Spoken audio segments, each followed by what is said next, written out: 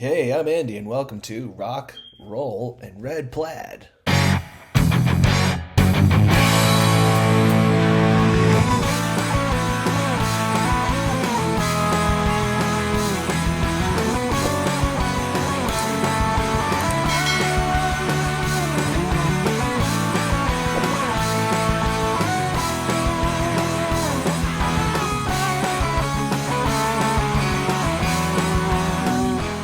Okay, we are back at it again on the Rock, Roll, and Red Plaid podcast with Dave Martone.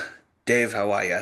Andy, pleasure. Merry Christmas, Happy Holidays. It's December 26th, I It think it is, is. 2024, approaching 2025, right around the corner. It's my pleasure to meet you, and Yeah. I enjoy rocking the Canadian colors of your jacket It's slash. it's it's funny because that this has kind of been my thing for a while. I don't know. It came from an engineer friend of mine who was a railroad engineer. When he retired, I'm like, I'm gonna take his colors and rock it. It's just Yep, as much Kurt Cobain as it is a railroad engineer, as much as it is a lumberjack. You know. exactly. So nice to meet you.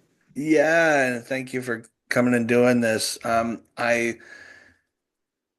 think I have this correctly. Do you know Raleigh Green by chance? Yes, I do. Raleigh Okay. Green through the National Guitar Workshop, Mm-hmm. and the headquarters was in Connecticut, New Mm-hmm. Milford for a long time.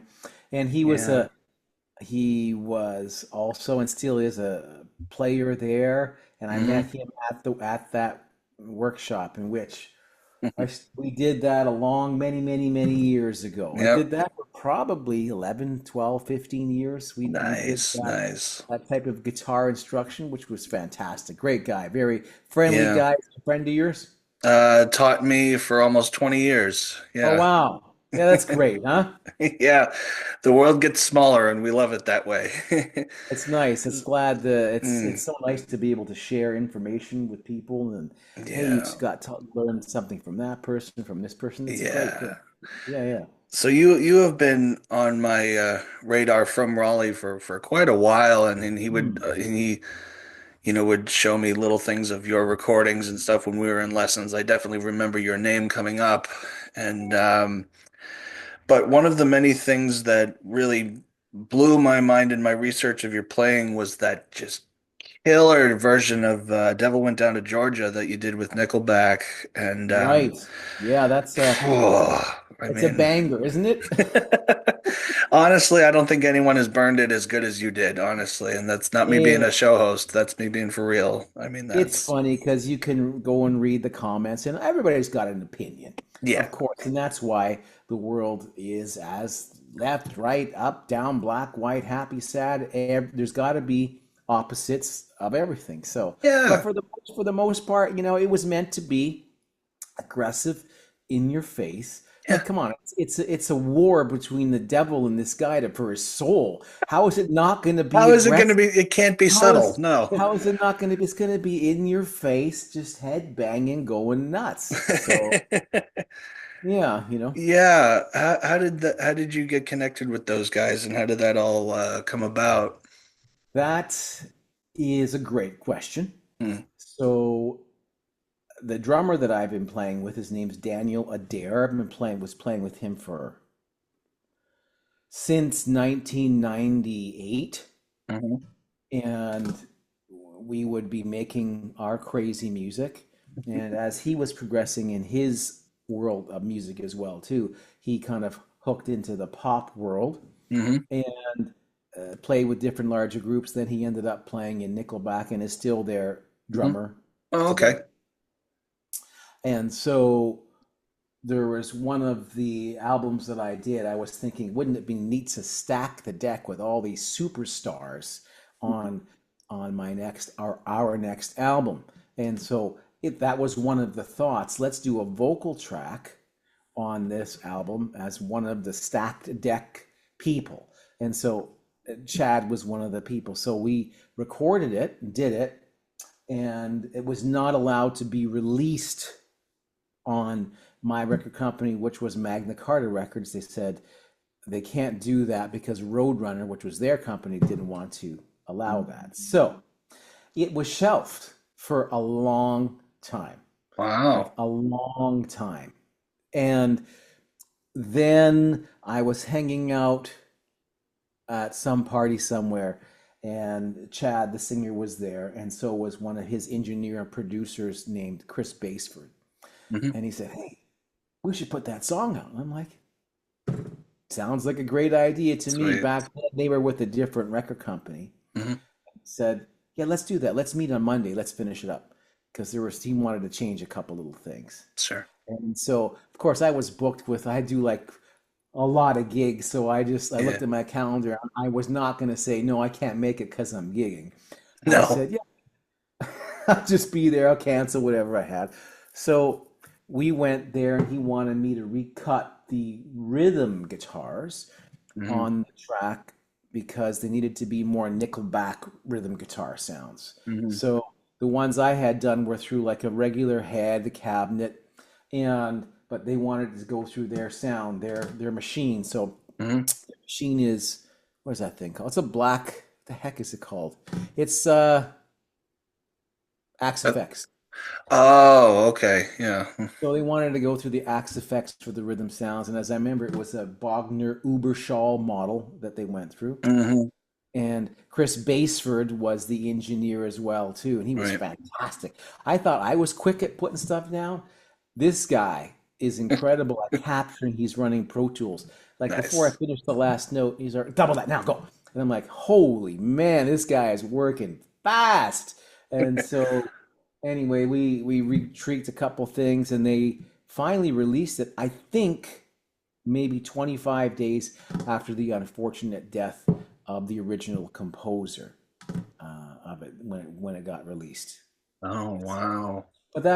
But it finally came out, and which was great to hear. It I was. mean, yeah. So yeah, some guys work like that, the quickly and efficiently, because some guys are just like that, and sometimes I have attempted that, and it doesn't go as well as you think. But some guys are just wired that way. Yeah, I like It's to work that way as well too. And but it's just get it in, get it done, and especially if you're working in an environment that most people are professional, you can just kind of rip it along, which was cool because we just want to get it done and then hang out and then do yeah. whatever and then do whatever else. So work hard, work fast, get it done. And I've used a Les Paul for all the rhythm guitars on that Mm, record, I recollect. Yeah. yeah. And what made it really heavy was when we were doing it, I did a little bit of research to see what tunings Nickelback used a lot for their songs, and they used a lot of drop C. So I made sure when I was doing it, we dropped the whole instrument down to C, so it would Yeah. be in their uh, audio spectrum, so it sound Yeah. keep that sound going on, right? Yeah. I'm glad you enjoyed it. Thank you. Yeah, that, like I said, it was just came out as good as it could have been, I thought. I noticed in a performance of that song when you were doing it with your solo group.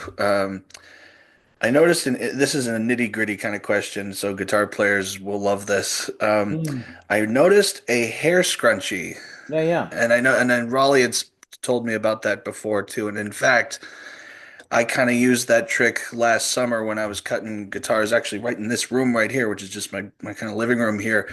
I tied a bandana around the top of the neck because I was getting some weird buzzing and I wasn't Mm. um it worked. So thank you. Kudos to you because I'm like in my mind I literally went I'm gonna Martone it. It's That's was funny. It's been around for a long time, yeah, and the reason I started doing it was nothing to do with muting at all. really. It's because no, when I was younger and playing in the bars as a teenager, we all Andy had really long hair, right? And Hmm. so a lot of the dudes would, tie their hair back. So I would always be losing my hair scrunchie. So I would put it on my neck so I would have it after a gig to pull my hair, Put my it back. silky, messy hair back. That's how it started. And then one day, for some reason, I guess my thumb pulled it on the neck and it muted the strings. Mm, And I'm like, oh, that's interesting. Well, that's interesting. And Yes. then, I saw different people like my great, great, beautiful friend, Mr. Greg Howe, using that, and Mm, Guthrie and different people. And then at one point, I even wrote a song that incorporated that thing on one of my tracks. It's called the Goody Squeegee Song. And the whole song was written uh, basically about that. So the video mm, shows me going to a dollar store looking to find these little squeegees to put on the neck. And the interesting thing is, if you put it over the 5, 7, or 12, you get a harmonic capo. mm. So you're able to actually achieve harmonics from this little squeegee thing and play open strings and pull out all these harmonics that you can never do. So, Mm, and then there was a big write up in one of the magazines about, what do they call it? Harmonic hair tie something. There was a big 7, 8 page thing on the whole thing. a whole article. A whole article on the whole thing. So, but it's kind of a one trick pony, you know. Once you do that, it's there. It is. There's the lick. There's how it works. So Right. Yeah, because again, same kind of thing. It comes out of a random place where I was recording a song that I was doing with Billy Sheehan this past summer, nice. and yeah, and it was the melodies just every time I did it was just all background noise, and Hmm. maybe it was just crazy humidity here in this past summer in Boston was really hot, so who knows? But and I always wear a bandana off my belt to keep my keys. I'll lose my keys, otherwise I don't have. That's just how I am. So I looked at it, and my keys were sitting on the hook, and I'm like, wait a second, and I had tied it off the back of the where I wasn't going to play, and that's how I recorded the track. It helps. Yes, and it's necessity, the mother of invention, as they say. And like recently I haven't been using it that much anymore. I used to, it was like a lifeline if I didn't have it. But Hmm. over time, I think I've kind of relaxed on the necessity of it. But Mm. I've also been playing a lot more nylon string, so there's not a massive amount of gain and distortion coming through the amp and all these gurgling monsters that need to be tamed as they're just Gremlins. ripping through the Gremlins. speaker. All this stuff, which we all know and love. Oh That's why yes. it's so great when you're teaching people to. It's great to teach them with playing with no gain, but also to give them high gain so they can Mm. see how the monsters lurk inside the instrument. It's Right. like how to wrangle a bull, you know? That's it. If you don't know, you got to get on and figure it out. It's like what there was that. I'm reminded of a little quote that Eddie Van Halen was mentioning when Billy Corgan from Smashing Pumpkins was they were hanging Mm. out and Billy came up to Eddie's studio and Billy said, "Oh my God, can I try your rig?" And he said, "Yeah, man, go for it." And so he put the guitar on, he opened it up, and as Eddie said, it was uncontrollable. He, Trollable. he could not I remember control this, yeah. control it. And Billy said to Eddie, "Where's your distortion pedal?" And he's like, "I got no pedal, man. No This pedal. is just the way it is. You just got to know how to work the monster." Yeah, I mean, I've seen some of those old over the years of Eddie's rig. It's frightening. Like to some guys, I mean, like to some guys, they look at it like that, like you'd look at a monster in a monster movie. It's like I don't want to be, and they kind of like back away slowly. Like I don't want anything to do with this. I'm sure it would have been amazing. I would have loved to try it if I Oh, had the absolutely, same. opportunity. God, yes. But He was of all the people that I played with and had a chance to meet. He unfortunately was one of the ones I never had a chance to meet, and yeah, one of probably my biggest influences. But like I've had, a chance to play and meet with almost all of my heroes, right. except Uh, I him. yeah, I never. Me either. I never got to see him, and I remember the last time they were in Boston. It was I had a gig the night before myself, and it was kind of one of those okay, pick. You had to pick kind of thing. I'm like, and I kind of took it for granted, and then wouldn't you know, he had to leave us early. But Whereabouts in Boston are you? North Shore, Oh, okay. just north of Quincy? Boston. Danvers. Okay. It's a little outside of the city, but yeah. I lived in Boston for 5 years. Okay. I was just talking to someone about that a couple nights ago. I can't remember where I was playing somewhere, and the city came up. Yeah. Fantastic city, man. It's just a great, great city. Yeah. With the Boston accent, you gotta say Danvis. It's all. Dan- It's when I lived there. It's addictive. It does become part of your linguistic skills. And all my friends, I would come back and visit them like, "What's wrong with you, man? What's wrong with your voice?" Oh I've been boy. living in Boston for a while. So, I do miss it. It's great. A lot of great Oh my comics. goodness. Yeah, totally. Um, talking about the nylon string Yeah. stuff, I know I loved your flamenco stuff just as much as your electric stuff, really. The importance in keeping up both of them. Do you feel like if you would to practice one, the other was to fall apart, as in like electric versus acoustic playing? Yeah, definitely. I noticed instantly if you don't keep it up, the bending on the electric goes away instantly. Like Hmm. the skill of bending and the strength of bending, I noticed just is horrendous. So that is a big one that I did notice. Nothing to do with like picking, because the picking actually becomes even more fluent just because when you're playing like a nylon string, it's so unforgiving. It's just it's such a dead doink. That's it. Yeah. You get nothing else, where on Mm, an electric you can have that gain and a delay and a reverb and the legato and all this stuff. hmm. So I find that it strengthens the picking and the basic overall strength. However, you're not going to be bending on a nylon. It just doesn't work. So I do notice No. that when I went back to the electric and I started to do some bending, which I hadn't played in a while, I'm like, oh my God, what happened? This is horrible. I Why am I better, horrible now? What this is happened? horrible. This is freaking horrible. But I do notice that now on the electric, I start to not worry about the pick as much, and because I've always been using fingers since I've been like 6 years old, Hmm. so they just kind of come into play. And as you know now, we have that fantastic guitar player, Matteo Mancuso, who's just killing it with all the finger style stuff, right? So I would love no to pick, have him on the show. I would no love pick to at have him. all, and I can understand it because it's like there's one pick here, Yeah. but there's like four picks here, Mm. so to speak. No, I get it. Yeah. But I think it's neat to explore all avenues, and I think playing the nylon is being a bit more introspective, meaning Mm.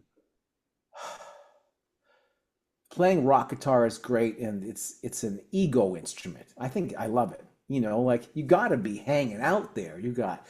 There's big amps, speakers, distortion pedals, delay. It's like, yeah. Yeah. And then I love that. And then the other side is sometimes it's that more subtle type of a sound as well too. So it's Mm. nice to be able to have the balance between all those different venues. And I wish, Andy, that there was many lifetimes because there's so much more everybody would love to learn, right? I'm sure Yeah. you would love to.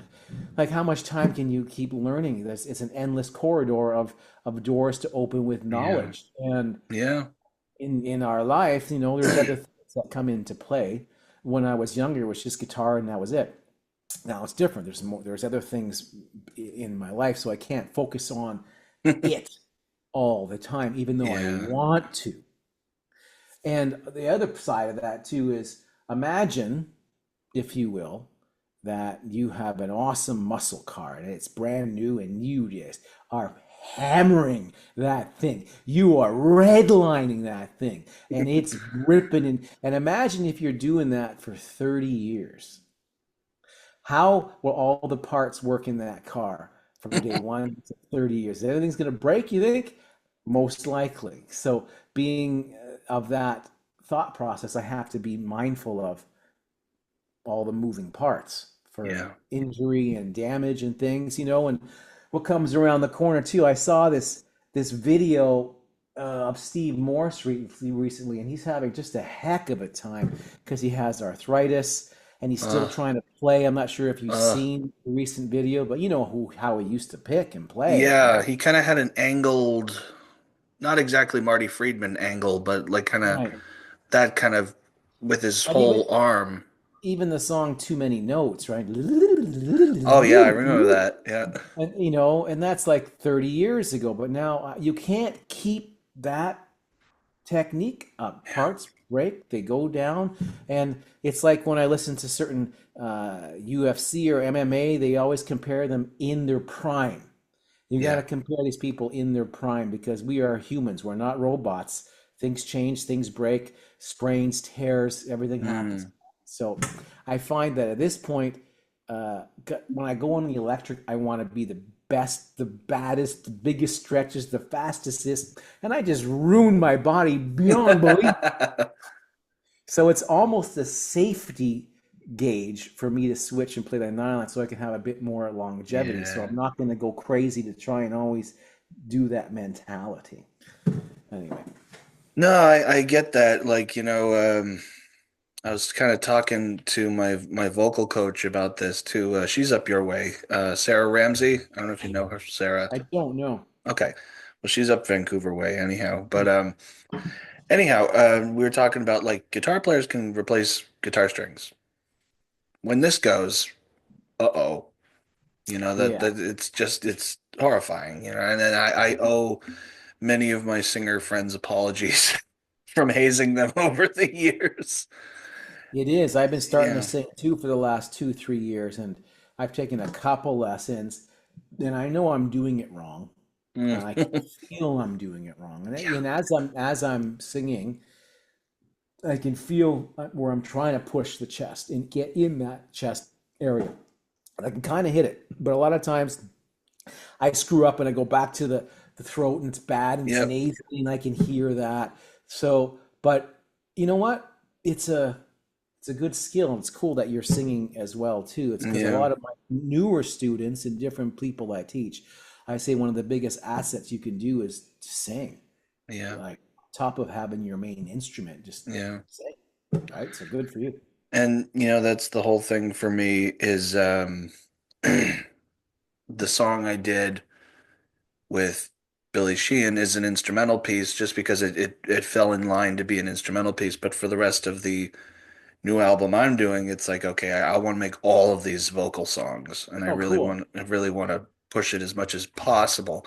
I'm not going to force it, but I'm going to push it as much as I can physically do, you know, That's great. as much as the guitar playing too. Mm-hmm. Really want to make it song oriented, because like, oh, go ahead. I'm sorry. No, no, yeah. Song oriented is fantastic. It's vocal qualities. That's where we all came from. That's where you came from. I came from. Remember, I Mhm. remember being a young little kid, getting my albums and pulling out the jacket and looking at all the Oh yeah. words and Oh who yeah. recorded it and following the words along. And that's where we all started. And then kind of branches out into Yeah. more virtuosic playing, but that's cool. And then I venture to say, and then I found Satriani, and then there was a whole different ball game. But Lyrical playing in itself, it right? is. He sings with that instrument, man. He really does.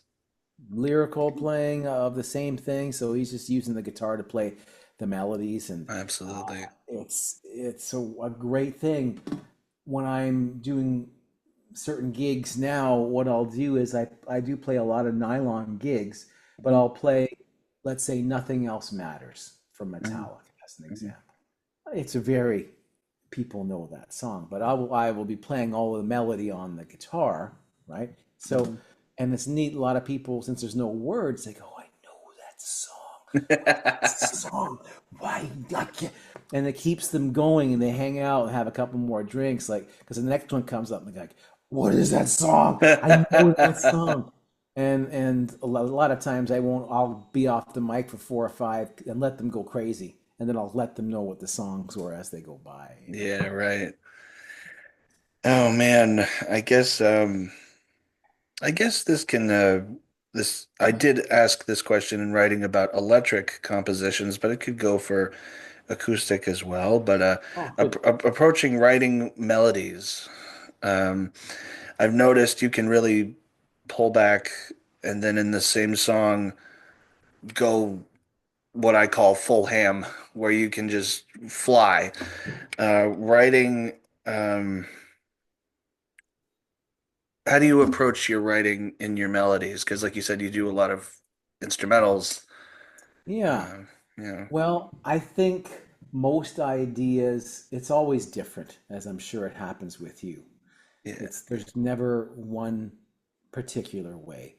So for the most way, it's kind of I'll come up with a chord progression, and then I'll Hmm. kind of have to figure out how to navigate over that chord progression, be it Hmm. diatonic or non-diatonic. Right. So, and that's how I kind of started it mostly. Let me figure out a cool chord progression, then I put it in and I'll start to jam over it, loop it, and then just kind of see what happens. That's part of it. And most guitar players at that point always turn and they start to solo because that's what they do. And so it's like, whoa, hold it back. Think of a think of melodic contour or melodic form, and the style that the song is written in will dictate my phrasing. So what I mean by that, if it's I try and hear what I would like to put down in my head. So sometimes I'll just listen to the music and close my eyes like this, and I'll just kind of get the groove going. And I like the sound of horns a lot. So Mm. like a horn section, and I really enjoy the phrasing of horns, not the legato, like, but more of that this kind of an idea, right? So I just Mm. hear that. That's ingrained in me. I never listened to horn music when I was growing up. I don't own any horn albums. I don't know any horn players. I just know that sound that I like. And Right. so that's a big part of what I like that sound of. And I used to long ago be more legato and long flowing sounds, with a big delay, anthemic. So I like that as well too. So, but I'm also a big fan. And when you mentioned how it was put together in a song, it could be this way, and then you can, would you call it, go ham out, is what you mentioned. So I like that too. Because I like comparison and contrast in a song. Right. So, as an example, there was a song I did called Dinky Pinky, and that's the name of it. So the song is all full on as fast as I can, but when the solo comes, it's the exact opposite. Hmm. I want it to be open space because I need to. For me, I like comparison and contrast. It's can't for me. I just can't be all out all the time. I need it to Right. be like a movie, down, up, Right. down, up. I need that. It keeps me excited, and it keeps me being able to listen to something. And I think a lot of that comes as well too when programming a concert. If I have to play a concert somewhere, what songs I have to pick, I think about that because I've been to different concerts. Here's a quick story. I went to see Ingve in Toronto when I was 18, and I Hmm. was a huge, as we all were, Hmm.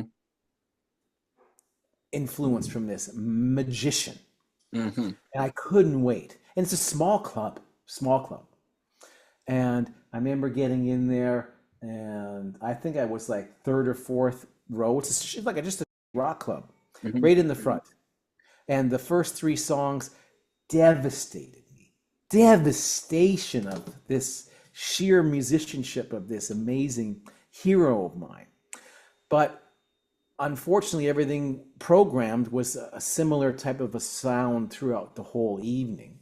And then, Mm. and I hate to say it, by like the end of the show, I was playing pool in the back. I wasn't even watching the concert anymore, which was weird, but it taught me a lesson and I always try and teach that to my students too. What did you learn about that concert? What can you take Mm. away from that experience? So for me, I learned I got to program my concerts a bit different. So I can't Mm. keep it all the same. I want to have ups, downs, maybe a clean guitar song, maybe it's solo, maybe it's the band, maybe it's a tapping thing, maybe it's full out. So there's this flow to the show, you know. Right. And who's to say I'm right? I'm wrong most of the time anyway. But it's something that I try and do is learn as much as I can to make every experience be the best for the listener and even myself as it goes on. The same can be said for track listings on albums. That's a Yeah, yeah. that's a set list, That's you know, the programming of it, right? one of my favorite bands, which includes one of my Mount Rushmore four guitar players, Mark Tremonti in Alter Bridge. Hmm. Now, love what they do. There is but one album that, oh, it's just like you said, it's after the first few songs, like it's first of all, it's their longest album lengthwise, and the whole thing bludgeons you all the way Hmm. through. Great for one or two songs, but if you listen to an album like Blackbird, which is my Right. favorite album from theirs, ebbs and flows. Like the first two songs are heavy, third song's a ballad, fourth song's a mid-tempo track, fifth, and so on and so forth. And it's like, oh man, Good there's these, programming. yeah, good programming, absolutely. Yeah, programming is wonderful, and so that's a big portion. That kind of tied into your songwriting question of the melodies Hmm. to bring it back to that question where Yeah. I got to have some expression. So if I have something slow, the next section I might want to have something fast. If it's legato, maybe the next section is going to answer with more phrasing. But I Mm. also want the song to be cohesive because a lot of times in the past I would just write these Frankenstein pieces and they would just be like like scotch taped together, make no sense. I'm like, what the hell was wrong with but these are all evolvement of a musician and Oh learning yeah. as you go through. So Yeah. and we're never ever finished learning. As I was saying, I wish there was many lifetimes to keep going through and learning things. And Yeah. anyway, yeah, go on. Yeah. No, didn't Metallica and didn't like when they did the Injustice for All album, didn't they just say later, "Oh yeah, we just threw riffs together and put it in order for songs." That's just how that was made. Like I feel Yeah, like so I heard that somewhere, and I think that was the Saint Anger album, Sergeant Anger, or maybe it was the Justice one. Maybe it was just, well, it could be both, who knows. Yeah, that was a very disappointing album. I really like Injustice for All, but once again, I'll say it. Where's the bass?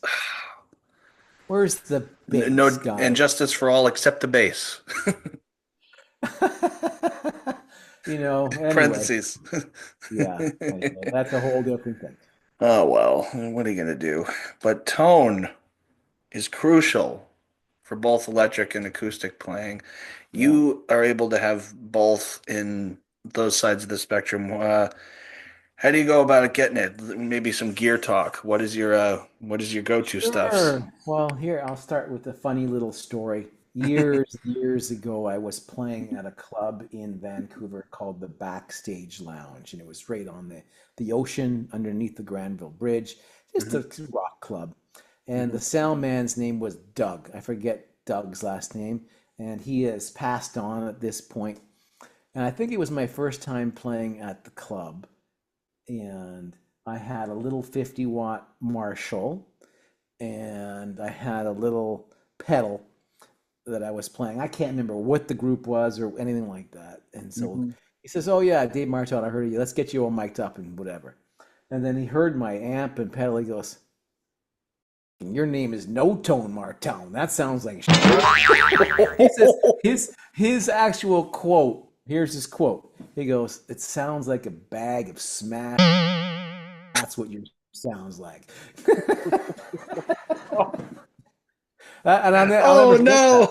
no. A bag of smashed was his saying of my guitar sound.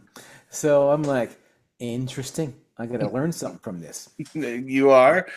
And so I'm Hmm. wondering what was it? What was it? So I find that sometimes a lot of these different processors and things in front of an amp, it really thins your tone out. It just, instead of it being like the full picture, it kind of squishes it a little bit this way. Mm, Not in a compressed way, but just no. the overall sound of it.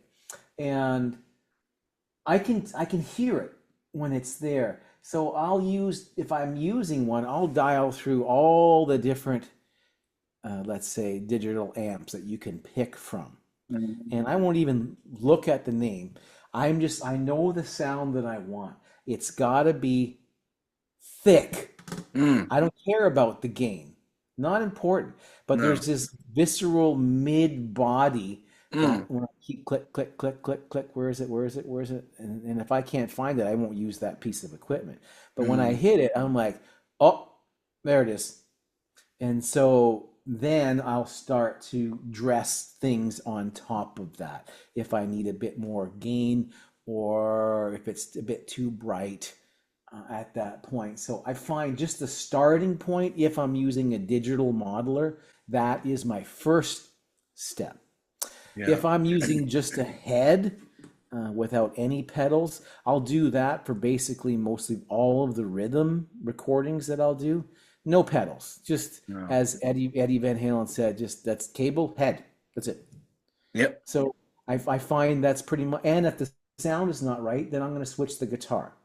Yeah. So, and I find that as an example, I could be having something mic'd up here in my studio, and I have a good selection of guitars, and I'll know which one is going to get me that fattest, thickest, brightest, crunchiest, punchiest,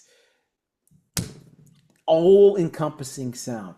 And it will be, if I'm looking for the rock world, for rhythm, it's going to be a Les Paul custom that I have. And it's going to, for me, I have a boutique head. It's called Vanous, Vanous. Mm. Custom built from a builder here in Vancouver. They do not exist anymore, not available anywhere. And when I hear it, it's just like, man. And when I compare it, I can compare it to any Marshall or anything. They just can't get that sound. So Yeah. for me, it's basically straight into the head. Less is more, in my opinion. Less is more. And if I need to do some craziness to the sound, because I do like a lot of crazy sounds. So if you listen to Mhm. some of my past albums, there's some really crazy sounds. It Yeah. depends what you're painting. For me, it's like a picture. When you're painting a picture, you kind of know what you want.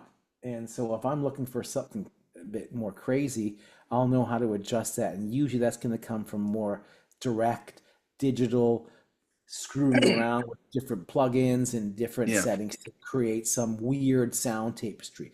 But if I'm looking for a pulverizing, like say Rammstein rhythm sound, I know what I want to get there as well too. And that's taking totally nothing to do with lead sounds. That's all just No. kind Yeah. of a rhythm world, you Quick, know? quick question. Did you say Les Paul custom and a half? No, I don't think I did. If I did, Because that's all if custom. you did, I'm like, there is a secret there, and if there is, we want to know.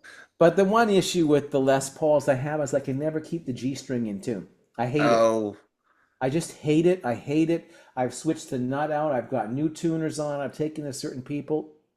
Just won't stay. Won't stay. I've had that issue with my Ibanez, my number one that I've had for almost 10 years now. Mm. I don't know why. I just greased the nut for the first time and tried to set it up a little bit better. So here's hoping this time. But Yeah, and then yeah. to the nylon string, I think a lot of that really is Not much to it. I think it's where you kind of pick and play, as you know. Yeah. You and my dad taught me this when I was younger. And that's the same idea between neck pickup and bridge pickup on the acoustic. Wherever you move your hand, you're going to Yep. get that warmer or brighter type sound, Oh, I okay. think. Another huge factor, as I found out, is the pick, Mm. especially like when I'm playing like gypsy jazz stuff or whatever. Huge difference in sound, massive difference in sound. And so I always like a thicker, I use for the most part, my gigging pick, I call it the money pick. So the money pick is my main pick. And when I go out, it's a 3 millimeter, and Wow. I'm used to that thicker sound Is with that for that. acoustic and electric or just the acoustic? Yep, both.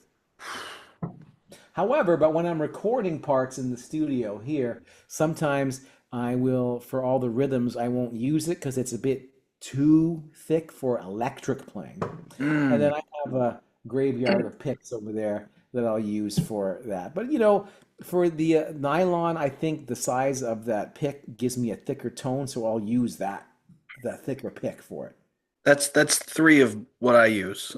The one Oh, millimeter. 1 millimeters, yeah. Yeah, that's I used to use 1.14 and then just went down to ones and been there ever since.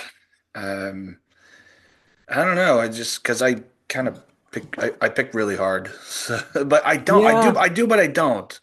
Like people have asked me, like my coworkers, because I work in a music therapy office by that's my Oh, day nice. thing there, and a lot of the music therapists will just play either with a thumb pick or a really thin pick or no pick at all. And so when they hold mine, I remember one of my coworkers held mine and he was just like, ew. He couldn't stand it. And it was like, oh man, I'm like, oh, sorry. So I can only imagine what Yeah, the three would have gone. yeah, people always say, "Can I have your pick?" And I'm like, "No."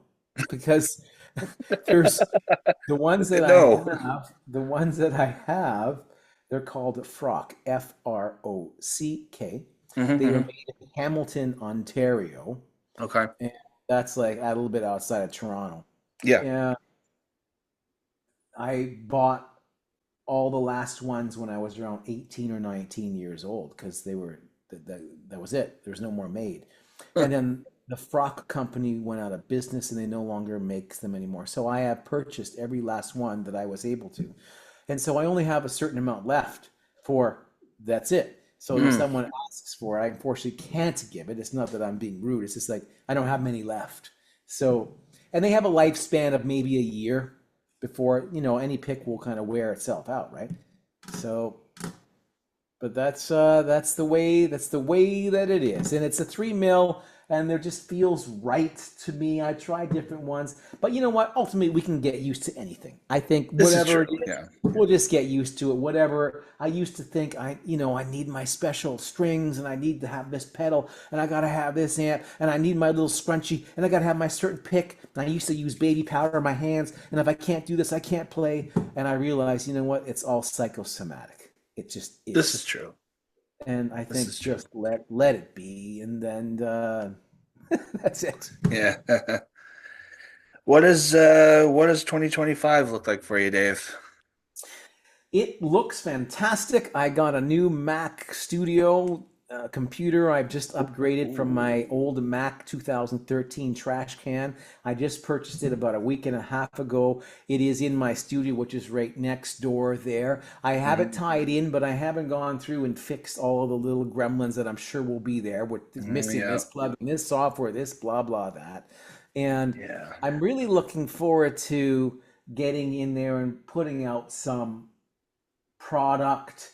I have so much material that I've done in the past that I just haven't put out because honestly, I've been so busy playing that I haven't been putting any material out because I gig all the time. And average is between 30 and 35 gigs a month. And so from that, when I'm home, I can't keep playing. As I mentioned, I have to rest the arms a little bit. So in turn, it creates this vicious cycle where I have to rest and then I have to go work, which is play. And so Mhm. there's not an opportunity to really rest and create, because now it's become my job. It's my job. Right. So in Right. which that's the way it is. And what a wonderful job to have. But it's so interesting. Even when you get what you want, I told myself years ago, boy, wouldn't it be great if I could just play every single day, make money, and do all this? And so somehow I manifested it. And just when you think you get what you want, you realize, oh no, I got to play 2 gigs today. That means I can't play at all because I have to rest my arm or else I'm not going to be able to do it. And these other things, I never thought about it. In the old days, I'm lucky if I had a gig a month, you Right. know? And so I would have, hey, every day I could play 6, 7 hours a day. I'm writing, doing all these things to Right. create the product, but not gigging. So now I'm Right. gigging, but I don't have time to create the product. So where is the happy medium? that's where I'm continually fighting with finding that midpoint in there. But it's hard because I if I don't gig in a day, I feel like something's wrong. Something's off. Something's just Mm. what? Am I supposed to be somewhere right now? I feel like I'm supposed to be playing somewhere. It's a great feeling. It really, really is. Yeah. It's like growing up when you're playing Little League baseball versus going to the major leagues. You would love to play ball all day, but you got a game tomorrow. Right. Here's a good story. Being in speaking about baseball in Boston, Okay. I was Of course. in Boston, and I was where was I? Well, let me get ready here. Exactly. Yeah. So this has something to do with it, of Yes. course. So I was near the Green Monster. I used to live on Marlborough Street Okay. and around that area, and I was taking the Green Line somewhere. I can't remember. Oh And yeah, as you do. yeah, and all I had a hat on, and I Mhm. wasn't thinking. I don't look at the hat. I just put it on, and I was on the train. I guess the game got out, and everybody was just giving me dirty looks, man. And I'm like, what the hell's going on here? What the hell did I do? You know what I mean? I just got my guitar. I'm going to school, Mhm. and I didn't understand. I guess a game had gotten out, and when I got to wherever I had to go, I looked in the mirror and I was wearing a white New York Yankees hat. Oh, as you do. Yeah, that's So I about didn't right. even know. I'm like, oh, that must be what's heck's going on. You know what I mean? So I didn't, these things that I'm just oblivious to, not even a thought about it. And there you go. Right? I guess I had to be more aware of the, how important the Sox are to Boston You and the know, rivalry with New York. I saw if you saw the documentary on Netflix about the 0304 Red Sox, I mean, some of the stuff that happened, even between the players, is just savage. It was There you really go. See? There you go. savage. It's like hockey in Canada. It's the same Oh difference. yeah, I just recently interviewed Todd Kearns for the Oh yeah. podcast, and he said when you grew up in Canada, it was a religion to play hockey when you were a kid or something like that. It's the way it is, man. Yeah, everybody had to play. We had to. My dad even built a skating rink in the backyard. It was just one of those things he just had to do. He just play guitar and play hockey, and that was it. As you do.